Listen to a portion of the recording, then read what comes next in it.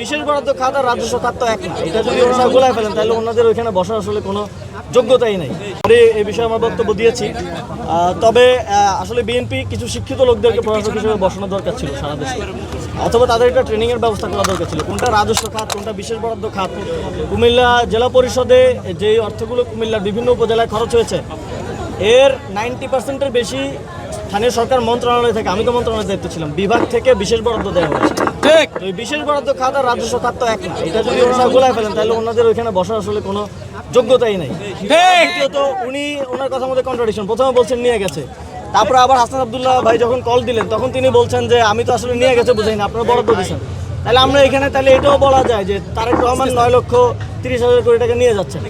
এটা তো বাজেট নির্ধারণ করা হচ্ছে। এটাকে তো মানে এত মূর্খ লোকজনের সাথে আমাদের এসে এখন রাজনীতি করতে হবে, এটা খুবই দুঃখজনক আমাদের জন্য। এবং এই ধরনের জিনিস নিয়ে আমাদেরকে ব্যস্ত থাকতে হচ্ছে, এই ধরনের জিনিস নিয়ে বারবার জবাব দিতে হচ্ছে। ধন্যবাদ সবাইকে। আমরা